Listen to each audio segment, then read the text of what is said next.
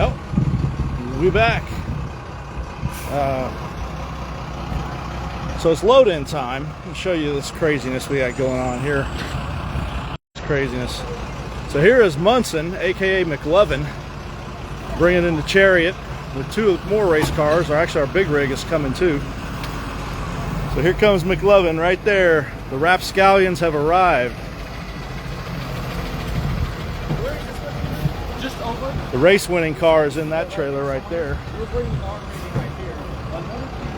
People everywhere. This is Nate Hamilton's setup. We will have the honor of pitting with him this weekend. There's Nate right there. Look, getting his hands dirty too. What are you doing getting your hands dirty, Nate? Brendan, aren't you supposed to be doing that? Gotta help somehow, you know? Thought you knew. That's right. Thought you knew some people that knew some people. Nate is our drifter extraordinaire, making his jump to wheel racing. That's right. I did my first race at Mid-Ohio.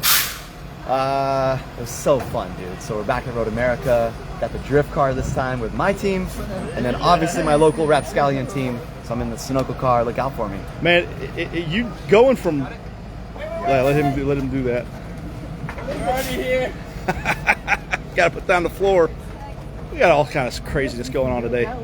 Put the brakes on. So Nate, let me give you guys a little backstory on Nate, because you know how I feel about drifting. It's way above my skill set and my understanding level. But Nate is a world-class drifter, awesome drifter. Yep. Watching him do it is mind-blowing. And I always say those guys don't usually translate to wheel because they're used to using too much slip angle. Yep. They eat up tires too much. Even when they have skills, it's different.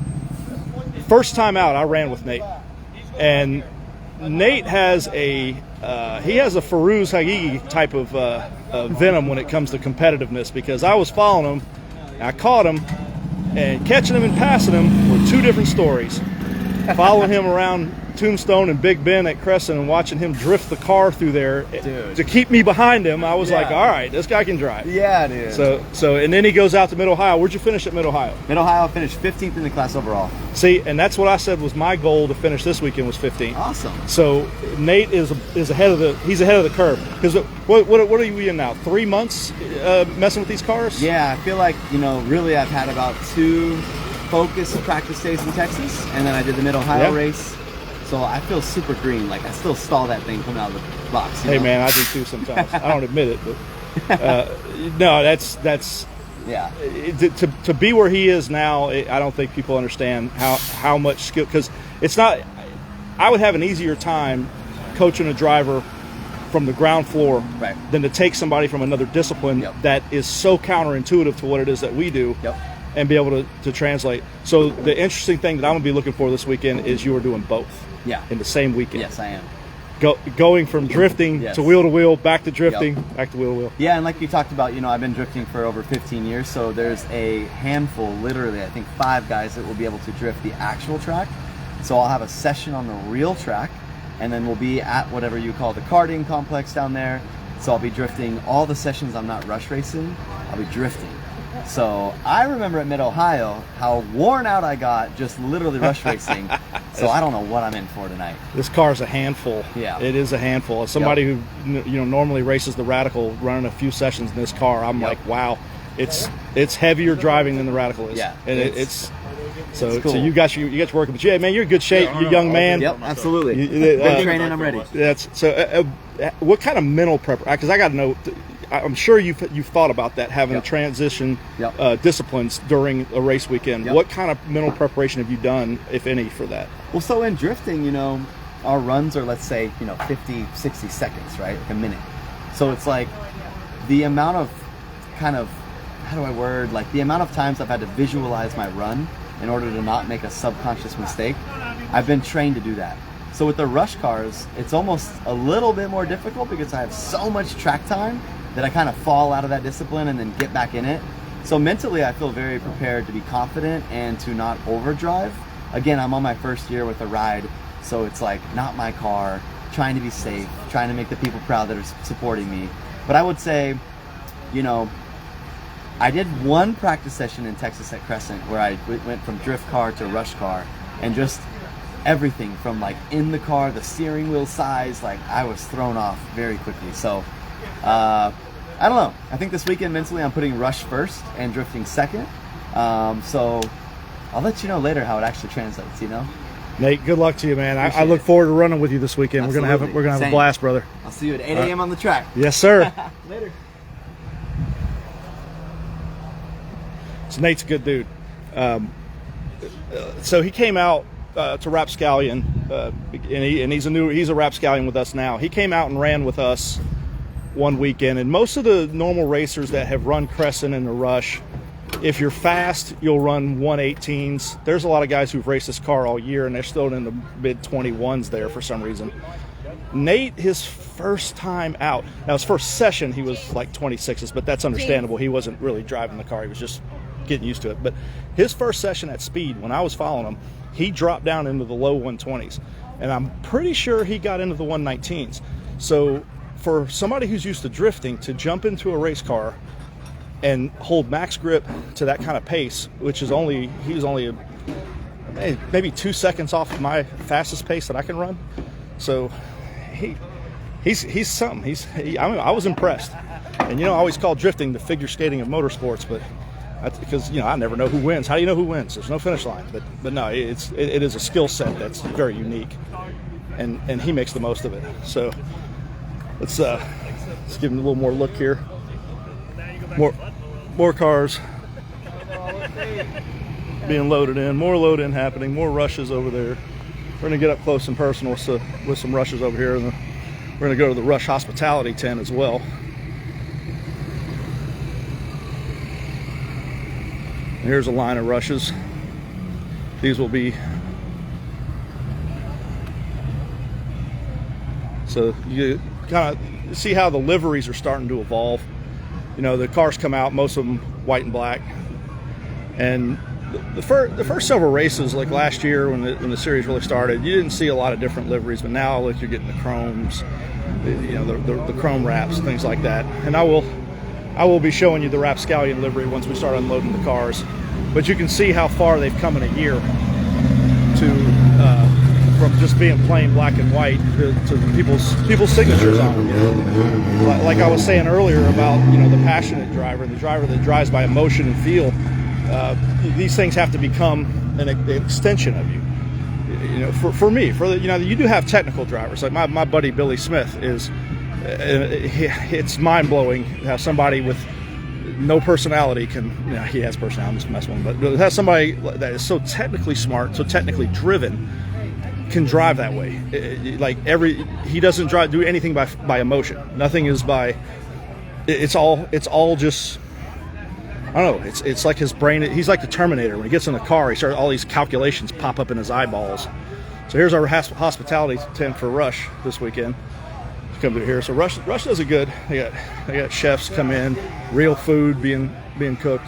Got TV, watching some football over in here. Go through and see where they have food all set up. So this will be our headquarters for the next couple days, and they got real chefs involved in this. So they're making real food. It's not the usual track food where you leave away some dry piece of meat.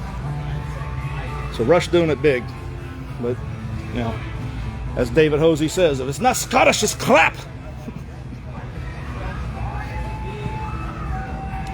We'll go over here and see Blair's car.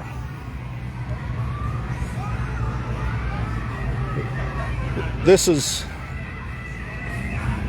So, tomorrow, you guys watch the live feed on the race. You'll see the Rush Stig. This is the Rush Stig right here. And he's very fast. Of course, he weighs 90 goddamn pounds, so it's almost like kart racing again. But that'll be his car, and you will see it up at the front, one way or another. This guy will have it up front. I'm not sure who's driving this one, but I do like the livery on it.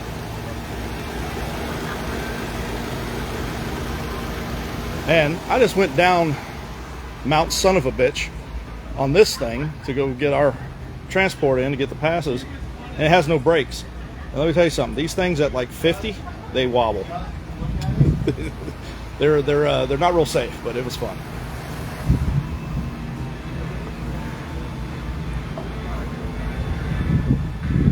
Just to give you guys an idea where we're at as far relative to the rest of the track. So there's the press boxes over there. Let's see if I can zoom y'all in a little bit.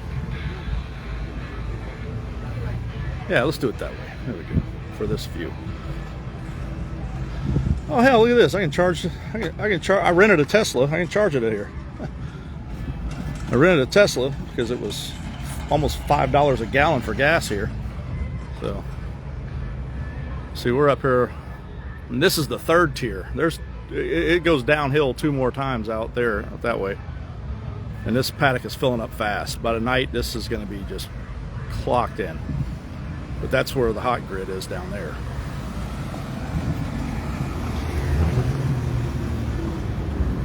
So that's kind of where we are now. Getting load in done. Gonna have to cut this short here in a minute so I can go start helping unload. Got to get my scooter out. Scooters are banned here, so I'm gonna go terrorize the track officials, make them chase me in their golf carts, see if they can catch my 45-mile-an-hour scooter. I may have to mount the phone for that because I think it's going to be fun. Because there is a real cantankerous hold down there. She's got that look on her face like she smells something, so you automatically know she's not pleasant. Let's hold on a second. I gotta get the Rush Stig here. There's the Rush Stig right here. Am I on the vlog? There's my boy right here. Uh-oh. He's gonna be up front. But see what I mean? He weighs 90 goddamn pounds. Of course he's gonna be up front. I just ate a burger. Come on. Better eat about 50 more of them tonight. No, it doesn't matter how. It doesn't matter. I can strap 200 pounds of weights to him. Blair's gonna be up front. Oh, and hold on. I gotta get the pretty girl factor so all the boys watch. So we gotta get JC in here. Hi. JC Ulmer Racing is her page to follow her.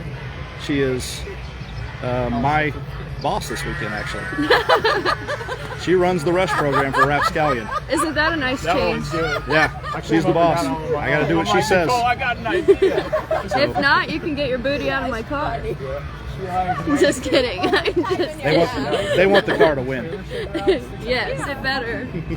Top 15. Top 15, that's what we're going for. We're gonna go top 15 this weekend. My back is starting to loosen a little bit. I still have the nerve going down my ass hurting. So we'll see what happens. Ought to be all right. So more to come, and as you know, what comes in here always comes out of here. So this might be a fun weekend, especially after the first race. Depends on how agitated I get. I might not be as happy, and my cherub-like demeanor might not be here tomorrow, but it's just such a good time. Here, look, check these guys out again. It's another livery. This is a good-looking car. It's not terribly. Yeah, it's not terribly. Detailed and intricate. It's just I like the look of it. If we're being real with each other, the Rush's design just makes for a good-looking car whenever you start wrapping them. We're heading back over. I see my buddy Robbie Austin is watching, and Julianne. Hey, Julianne, how's the baby? Wait a minute, that kind of looks like a baby. Patrick McGarry. Hey, Patrick. Good seeing you, buddy. Dan Shilgen, my buddy Dan. Dan and I will be racing together at NOLA. Right, Dan? Right, Dan? Dan, shake your head, nod your head, yes. We will be racing at NOLA. Dan and Sam. Hopefully Sam. But at least Dan. By everybody loading in. Man, it's getting crowded up in here quick. More rushes coming out. The Rush is the car, guys. I'm as a radical driver, I have a lot of respect for this car. Mainly because you just cannot get a real race car with this kind of capabilities built this way anywhere close to this price range. I mean, it really is. Look, let's face it. Racing is not budget friendly at any level. But it's ridiculously unattainable at most levels, and the Rush actually makes it attainable. There are ways to get into Rush racing and not completely bankrupt yourself.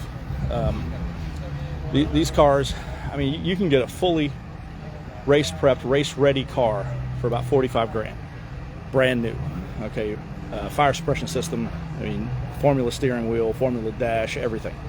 So when you compare that price range, to say something like, people always ask me to compare it to the Radical. Okay, and I say yes, the Radical is faster, but the Radical costs 3 times as much minimum in a base model. A fully loaded Radical SR3 right now, it's about 150 grand.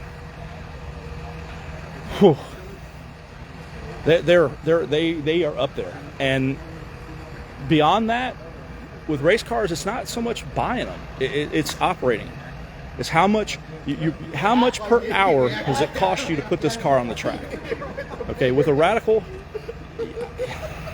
$600 to $800 an hour, depending on which car you're running. If you're running a 1500 SR3, you can be $800 an hour running these cars, just on engine rebuild times, fuel, tires, maintenance, stuff like that. These little bastards here will run the whole season on the same set of tires almost. The tires last forever. The brakes last forever. Radical brakes do last a long time as well, but not as long as the Rush's brakes do. And the tires on the Rush last forever, and they're much less expensive. You know, Radical, you're $1,800-$1,900 for a set of tires, and realistically, after a race weekend, they're over the hill. These tires, like $800 a set, I think is what they are. I could be a little wrong on that, but they're not much more than that if they are more. And they'll last. I've seen these things with like 50 heat cycles on them. I mean, it's pretty impressive how far they go, and they don't seem to drop off that much even. So these cars are taking. That's why they're taking off. I mean, I know they've delivered. There's well over 200 of them racing. I think they're past 300 now, actually. But I think they have orders for up to 600. And in the short period of time that they've been out, that's huge, because it took Radical 15 years to get to 1,000 units. So I mean, these things are going fast. But like I said, it's the price point. And when you compare that, you think about 45 grand. That's cheaper than spec Miata money. Now, and I know somebody's going to tell me, I can go to a junkyard, get a spec Miata. Well, you got a junkyard race car. I'm talking about brand new. A brand new spec Miata is going to cost you a damn sight more than a brand new Rush does. And I'm sorry, a brand new spec Miata is nothing close to the race car that a Rush is. A Rush is just, it's a real race car. And so that's why it's taking off. You have a lot of people who are realizing the value and the performance you get and how much fun they are to drive. I mean, open cockpit is so much fun to drive. Right about right there. You can still Than everything else that the car does, the performance levels of it. You just can't get there in that price point. So I'm becoming a firm believer in it. I like it. I'm not going to jump off the Radical anytime soon, but I am going to drive these as much as I can. And I'm going to enjoy this race weekend in them. It's going to be fun. So I will see you guys again. We'll jump back in later, and hopefully we won't disappoint. Hopefully Rapscallions will take it. I think we have a strong driving team this weekend. Mainly Sheldon. I think he's gonna really impress some people here, and I'm gonna do everything I can to see where I can go. I think I'll do all right, but there's IMSA drivers in this race this weekend. So I mean, there's some serious pro drivers in here. So it's gonna be stiff competition. So keep watching, tune in, and we'll have some fun.